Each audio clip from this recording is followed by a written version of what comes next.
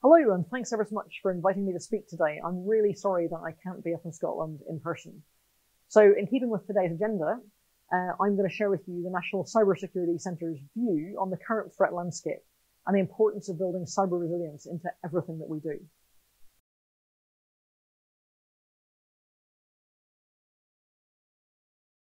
So I don't think it'll come as any surprise that the main threats that we face are from cyber criminals and nation states with malign intent. Over about the last 18 months, the cybersecurity threat to the UK has evolved significantly, but some elements have remained sadly familiar. So firstly, the threat from ransomware is ever present. It's a really big challenge. In fact, the biggest challenge, we would say, to businesses and public services throughout the UK. The biggest threat, on the other hand, to citizens and small businesses, I think, comes from cybercrime, with 2.7 million cyber-related frauds perpetrated last year. Internationally, and in terms of state threats, then Russia's brute force invasion of Ukraine brought the potential cyber threat into much sharper focus as they sought to use disruptive cyber operations to support their military campaign. And looking towards China, what we see is an increasingly sophisticated kind of threat, with the supply chain in particular being a real target.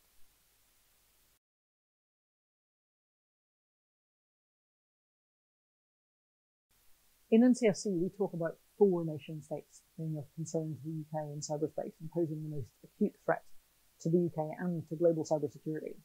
There's a really varied and broad range of threats, from the use of destructive cyber tools such as wiper malware, all the way through to cyber-enabled espionage and the theft of intellectual property. When we're talking about Russia, I think we obviously have been watching really closely the extraordinary conflict in Ukraine in the last year, the illegal invasion of Ukraine and the use of cyber operations within it. What we've not seen is significant impact directly on the UK resulting from that invasion, but Russia continues to be a persistent and active threat to the UK and its interest, which is why the NCSC continues to advise against complacency and asks people to continue to invest in their own resilience. So it's really important that you continue to read our advice and ensure that your cyber defences are as resilient as possible in the face of the kind of thing that Russia is doing in Ukraine.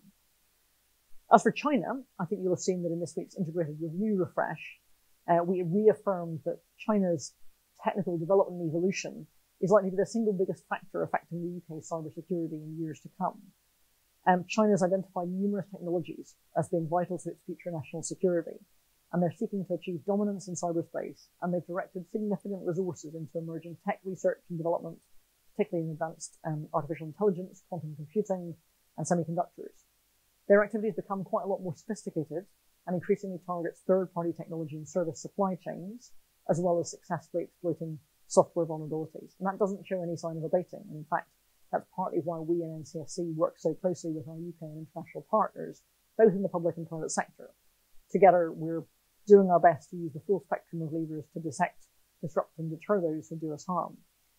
And we also talk about 2 other nation states, Iran and DPRK. So Iran remains an aggressive actor with a full range of espionage, disruptive and destructive cyber capabilities, whereas North Korea, I think, focuses their cyber activity more significantly on cyber theft, so for commercial advantage, using its cyber capability to bolster its economic situation through cybercrime.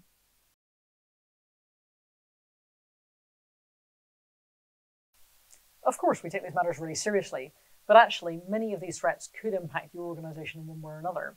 But part of what we ask is that everybody takes this seriously, because we see cybersecurity as a whole of society sport, something which everybody needs to play their part in, whether that's as an individual, as a small business, in the supply chain of a larger business, as part of our critical national infrastructure, or indeed part of the public sector more broadly. We disrupt quite a lot of activity, but as the UK government set out, we need to build resilience in order to try and ensure that we are as well defended as possible. So we are grateful to people who are putting in place their own resilience capabilities in their own organisations and their supply chains. We've tried to make that as easy as possible. So we lay out a lot of technical guidance, which we lay out as easy and accessible a language as possible to try and make it as actionable as possible. And you can find that all on the NCSC website, www.ncsc.gov.uk. We've also got engagement teams that help sectors to think through how they can build their own resilience and make sure that guidance is applicable to sectors as a whole. We did that, for example, for farmers in the last couple of years, targeting them at a point at which they were receiving their biggest payments of the year. You can also listen into our flagship conference, Cyber UK, which is being held in Belfast on the 19th and 20th of April this year, for a deeper and better understanding of some of the threats we face. But my one big request is that each of us takes the steps we need to as individuals, as businesses, as organisations, to try and make the UK the safest place to live and work online.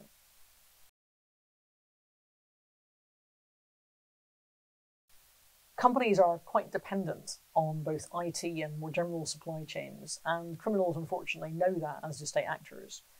So what we've seen is that a number of parts of organisations' supply chains quite vulnerable to compromise. Your software vendors, for example, your managed service providers, your cloud providers. And while we see criminals targeting them for profit, we also see foreign states looking to exploit those for a data or information advantage. I think the point is that sometimes people think about protecting their organisation just as walling off the organisation that they can see, but in fact it may well be that the partners you're working with, the procurement you've done, provides an easier entry point for somebody who wants to target your organisation, whether that's intentionally targeting you or whether that is accidentally including you in a set of organisations they've compromised by somebody else. And probably the most famous recent instance we saw of this was actually the SolarWinds compromise a couple of years ago in the US.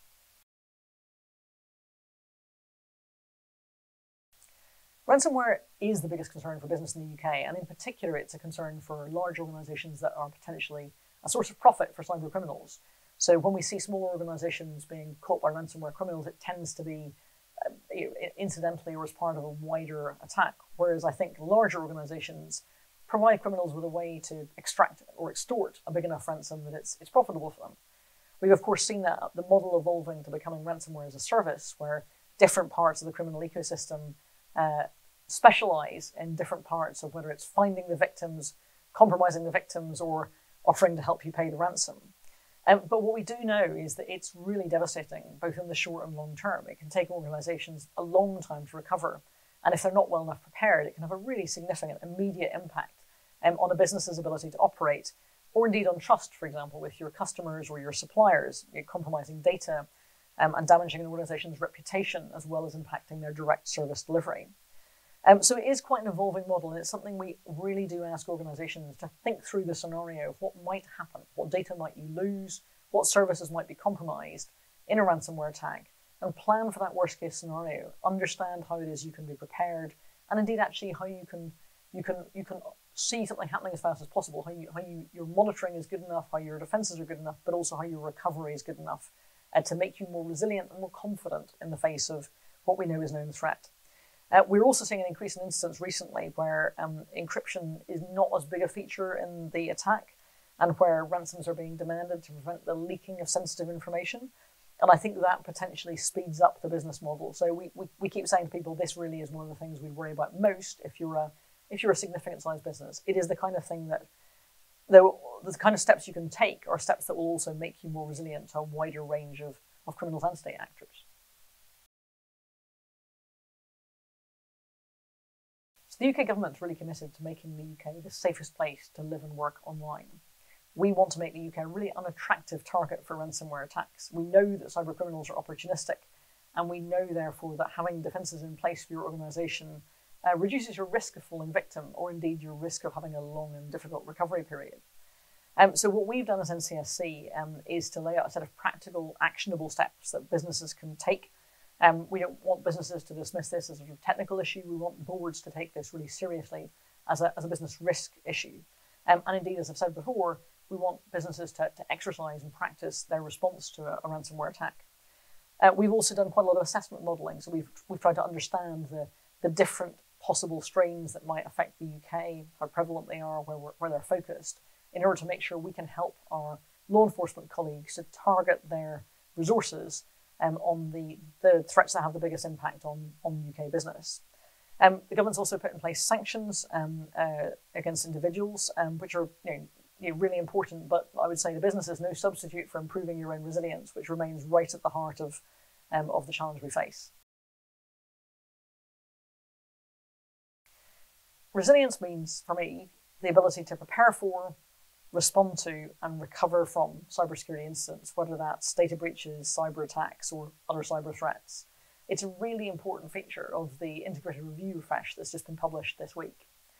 Cyber resilience, I think, is about a comprehensive approach to managing risks and maintaining critical operations and services, even when faced by cyber threats and incidents.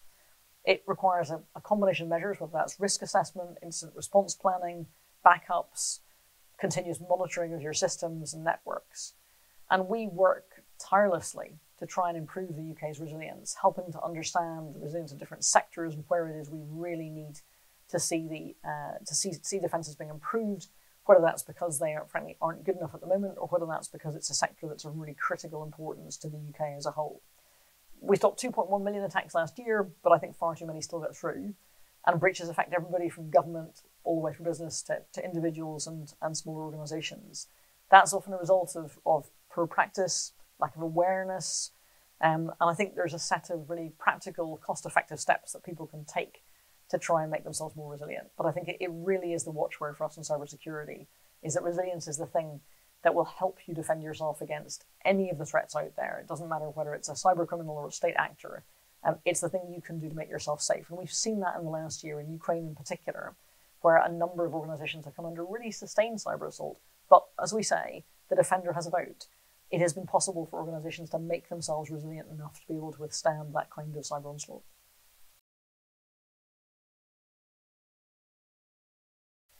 For me, a whole of society approach means that cybersecurity is the responsibility of absolutely everybody, whether that is you and your family, whether that's your small business, whether that's your large organisation, whether that's whether you're in Scotland, Wales, Northern Ireland, England, whether you're young or old. It's about everybody. It's not something we should be leaving to a bunch of IT specialists who are going to sort this out for it. And I see quite a lot of people hoping somebody else is going to take this problem away and deal with it.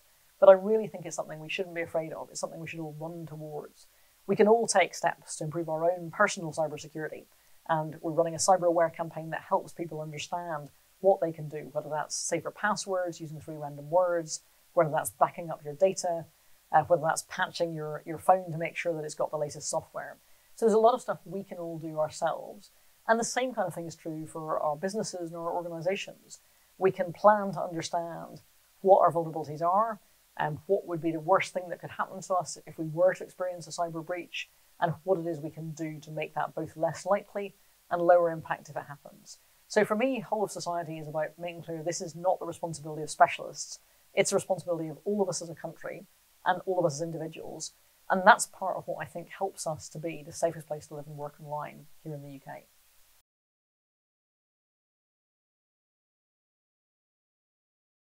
I think there's a few pretty simple steps that businesses can take. So we'd say exercise your cyber incident response plan. Have a plan and know where it is and what to do with it. One of the scariest moments I've seen is somebody realizing, or somebody describing the realization that their cyber incident response plan was in fact locked into the computer system, which had been compromised by cyber criminals. So have a plan, make sure you know where it is, and make sure you know what it says. The second one I would think would be conducting regular cybersecurity assessments, helping you to identify vulnerabilities and the steps that you need to take to address them. The third one would be having a comprehensive cybersecurity framework, so making sure that you've got policies, procedures, technologies to protect yourself against cyber threats, reviewing it regularly.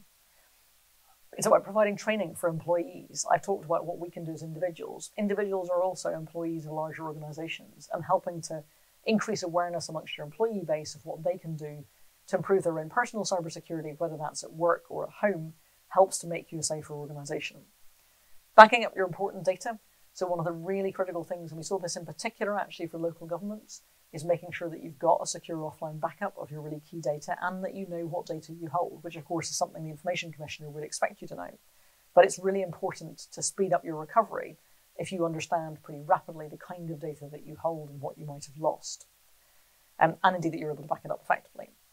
We ask people to use strong passwords and multi-factor authentication. So as I said before, 3 random words for passwords, and 2-step verification, which I think has become a bit of a subject of conversation recently with Twitter's move to move away from using phones as a second backup, but actually to using alternate means. And there are options. We've written a blog on that recently.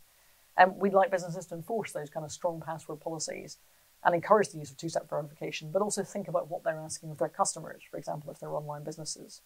And finally, we'd ask people to monitor their systems for suspicious activity. So make sure you've got systems in place. That means you've got logs and you understand what's happened if you begin to see something suspicious. That's what I think really helps to make us safer online.